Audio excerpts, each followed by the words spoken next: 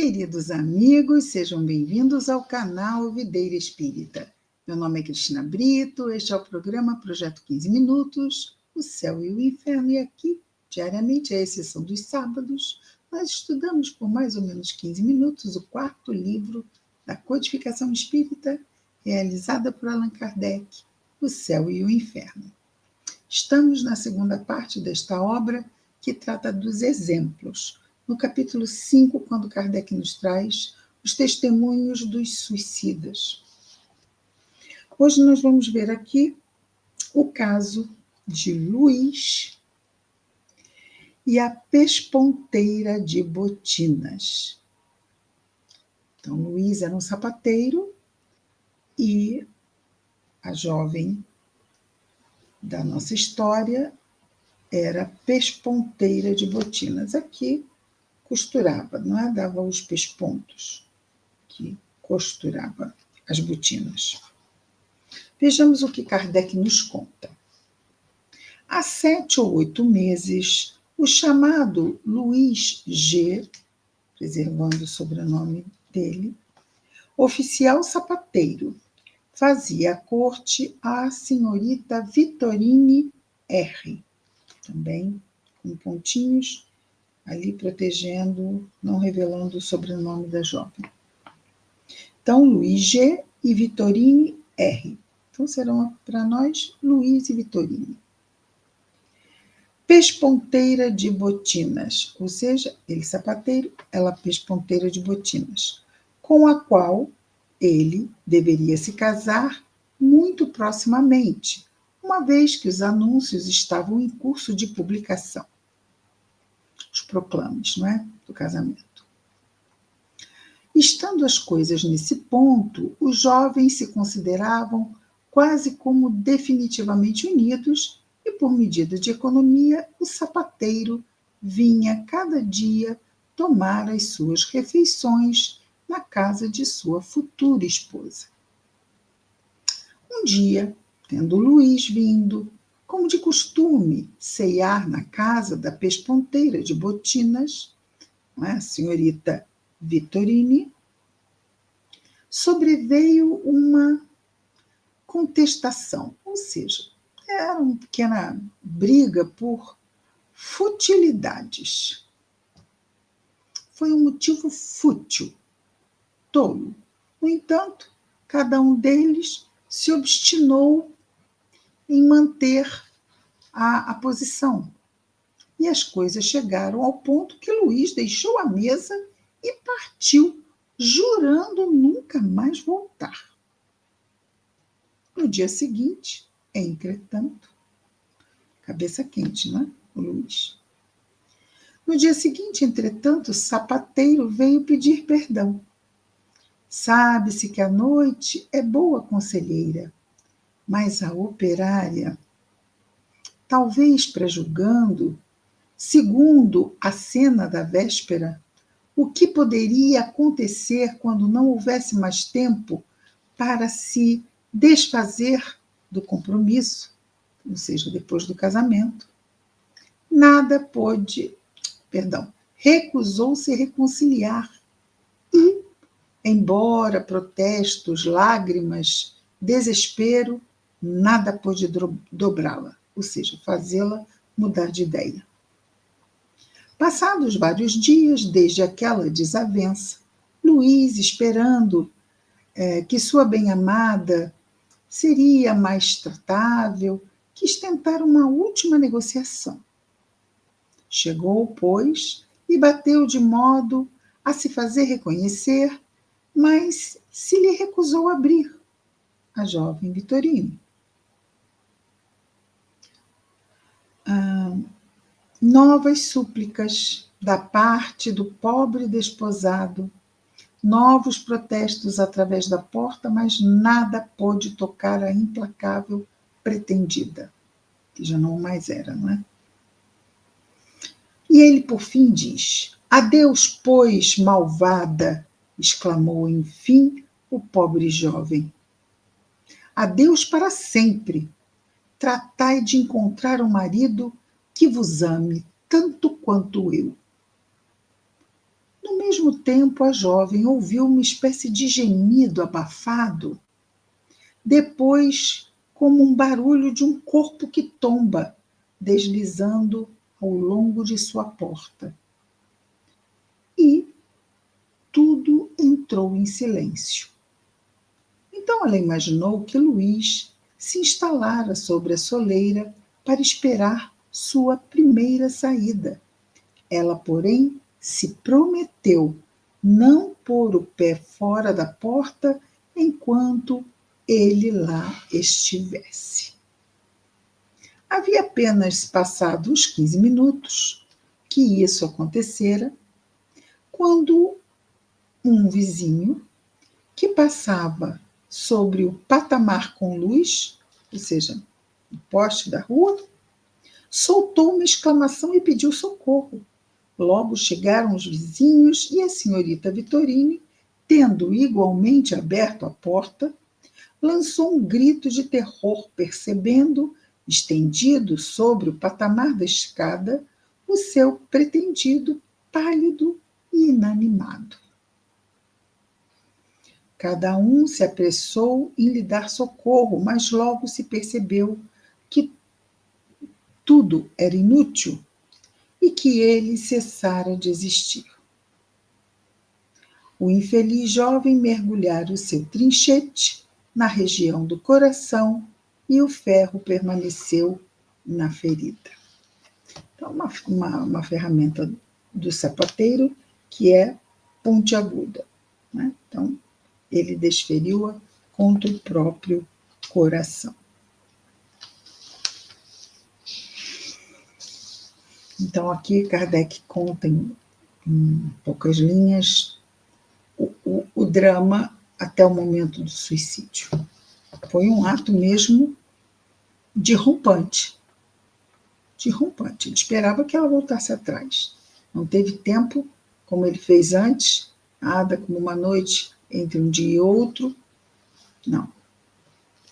Tomou logo, não foi nem decisão, né? Tomou um impulso e cometeu esse ato. Então, nós temos que no mês de agosto de 1858, na Sociedade Espírita de Paris, houve uma pergunta feita ao espírito São Luís, aquele espírito superior, não é? Que responde algumas perguntas a Kardec. Então, ao espírito de São Luís, pergunta: a jovem, causa involuntária da morte de seu amante, lembrando aqui que amante não é o mesmo termo do que se usa hoje em dia. Amante é o ser amado, ok? A jovem, causa involuntária da morte de seu amante, dela tem a responsabilidade? Resposta: sim, porque ela não o amava. Sim, mas ninguém pode ser responsável por não amar uma pessoa, né? Talvez, não sei se poderia ser, né? Ela não ter deixado chegar àquele ponto. Já que ela não o amava, não deveria ter concordado em casar com ele, mas Kardec faz uma segunda pergunta a São Luís a partir da primeira. Para prevenir essa infelicidade, infelicidade de ele ter se matado, não é? Ela deveria desposá-lo apesar de sua repugnância? Resposta: ela procurava uma ocasião para separar-se dele. Fez no começo de sua ligação o que teria feito mais tarde. Ou seja, o Espírito São Luís está dizendo que se eles se casassem, ela, por fim, também o deixaria. O ideal seria que ela não começasse, não é? Mas é isso. Às vezes as coisas simplesmente, as pessoas vão levando, não é? Acontece. Terceiro. Outra pergunta a São Luís. Assim, a sua culpabilidade consistiu em entreter nele sentimentos que não partilhava, sentimentos que foram a causa da morte do jovem? Sim, é isso. Então, é aquilo que acabamos de dizer. ela foi levando a situação sem amar o jovem e ele foi acreditando que ela o amava. Então, ele estava apaixonado, ela não. E ele acreditou que ela estava porque ela concordou em casar com ele. Por uma futilidade. Ele brigou com ela e ela decidiu, não, então não. Né? Então, não amava o jovem porque estava se relacionando com ele. Ele, então, vamos dizer assim, foi enganado nesse sentido, não é? Porque ele achou que ela tinha o mesmo sentimento por ele que ele tinha por ela. 4. Outra pergunta, São Luís. Sua responsabilidade nesse caso deve ser proporcional à sua falta. Não deve ser tão grande como se ela tivesse provocado voluntariamente a morte. Ela tem responsabilidade, mas é proporcional à falta dela. Então, ela não, dizer assim, não deve ser tão grande como se ela tivesse provocado voluntariamente a morte dele. Ela não envenenou a bebida dele, ela não provocou a morte dele. Não é? Então, ela é menos responsável pela morte dele do que se ela tivesse feito de forma direta. Acontece que ela acabou fazendo, infelizmente, desconhecendo a fraqueza da mente dele, mas é tal coisa, nós não conhecemos a mente de ninguém. Né? E deveria, isso fica para todos nós, não é? Se não temos sentimentos que correspondam a compromissos significativos, é melhor que não assumamos esses compromissos, se não temos sentimentos suficientes para isso, não é? 5º, né, porque a resposta de São Luís, isso salta aos olhos, quer dizer, é óbvio, óbvio. O suicídio de Luís, pergunta Kardec a São Luís. O suicídio de Luís encontra uma desculpa no desvario em que o mergulhou a obstinação de Vitorine? Resposta. Quer dizer, ele surtou, vamos dizer. Sim. Então, há uma, em vez de desculpa, há uma atenuante, não é? Há uma atenuante no ato suicida de Luís, porque ele saiu de si. Né? Saiu de si. E aí a resposta de São Luís é sim, porque o seu suicídio, que provém do amor, é menos criminoso aos olhos de Deus que o suicídio do homem que quer se livrar da vida por um motivo de frouxidão, ou seja, de covardia, de não querer enfrentar a situação.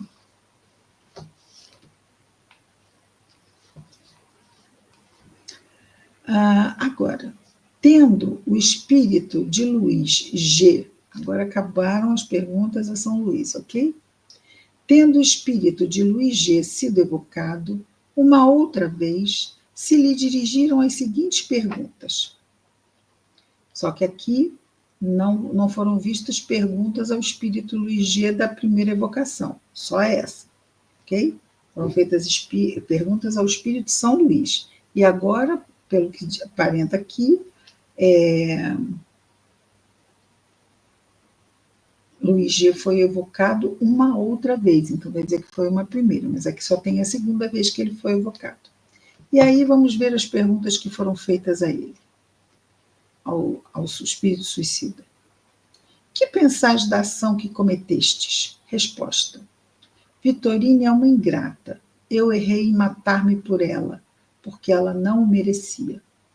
Ele não merecia, não é? Mas nós entendemos o que ele disse. Segunda pergunta, portanto, ela não vos amava? Resposta, não. No início ela acreditou que me amava, iludia-se. A cena que lhe fiz abriu-lhe os olhos, então ela ficou contente com esse pretexto para se desembaraçar de mim. Terceira pergunta, feita aqui a Luís, não é? O suicídio. E vós, a amáveis sinceramente? Resposta. Eu tinha paixão por ela, eis tudo. Eu acreditava, se eu a amasse com um amor puro, não quereria não queria, perdão, vou repetir. Eu tinha paixão por ela, eis tudo que eu acreditava. Se eu a amasse com um amor puro, não ia querer causar-lhe desgostos. Porque foi isso, não é? Ele se matou para causar um desgosto a ela. Só que ela não o amava. Qual o desgosto?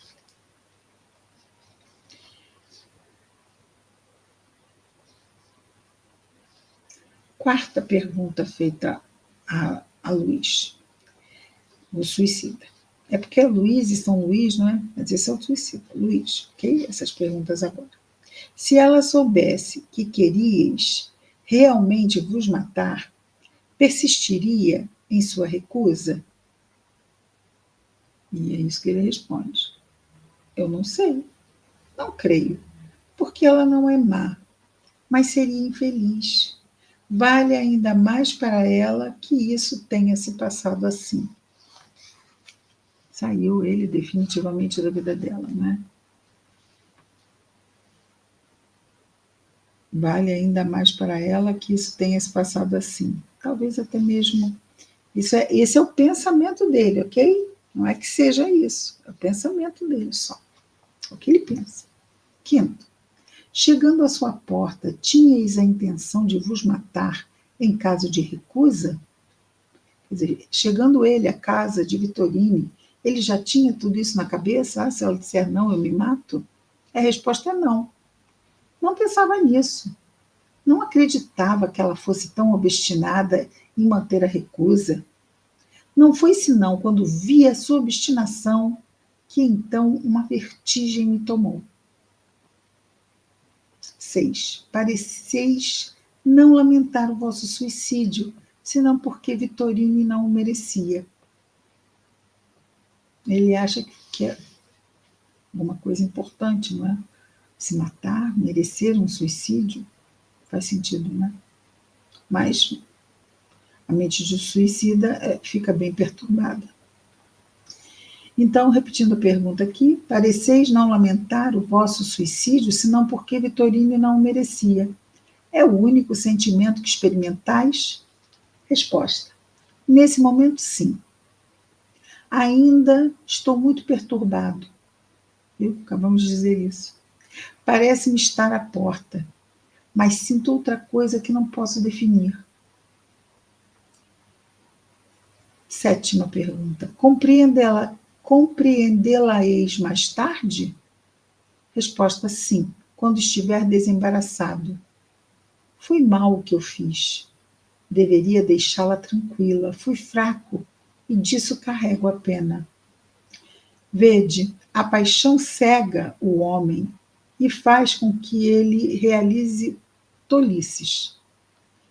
Ele as compreende quando não há mais tempo. Quer dizer, ele só vê que são tolices quando já não dá para voltar atrás. Oitava pergunta e última. Dissestes que disso carregais a pena. Que pena sofreis? Resposta: errei em abreviar a minha vida, ou seja, em se suicidar. Não deveria tê-lo feito. Deveria tudo suportar de preferência, deixando-a acabar com o tempo. Deixando a paixão acabar com o tempo, não é? E depois sou infeliz, eu sofro. É sempre ela que me faz sofrer. Ele continua obstinado por ela. Parece-me ainda lá, em sua porta, a ingrata. Não falai mais disso. Não quero mais nisso pensar. Me faz muito mal. Adeus. Uma mente muito perturbada. E aqui Kardec termina nos dizendo assim: vê-se aí uma nova prova da justiça distributiva que preside a punição dos culpados, segundo o grau de sua responsabilidade. Na presente circunstância, a primeira falta é da jovem que entretera em Luís um amor que não partilhava e do qual gracejava. Ela carregará, pois, a maior parte da responsabilidade. Quanto ao jovem, é punido também pelo sofrimento que suporta, mas a sua pena é leve porque não fez senão ceder a um movimento irrefletido e a um momento de exaltação em lugar da fria premeditação daqueles que se suicidam para fugirem às provas da vida. Foi mesmo, ele perdeu o controle dele mesmo, saiu de si, como se diz, não é? Este é o caso do Luiz e da Vitorinha. Então, é interessante que nós estamos vendo que também, muitas vezes, ou algumas vezes, ou por vezes, pessoas podem jogar o outro para baixo de uma forma inesperada e o outro entrar em choque. Nesse momento, pode, como se fosse um curto-circuito, e ele fazer algo que ele, o sujeito, a pessoa, ela fazer algo irrefletido, impulsivo, e as decisões irrefletidas e impulsivas levam sempre a um arrependimento. E aí temos das menores até as mais sérias, e a mais séria de todas, que é o suicídio. Amanhã retornamos com mais um projeto 15 minutos, mais ou menos 15 minutos, hoje passou um pouco para não cortarmos o caso do Luiz. Amanhã retornamos, projeto 15 minutos, o céu e o inferno. Até lá, muita paz a todos.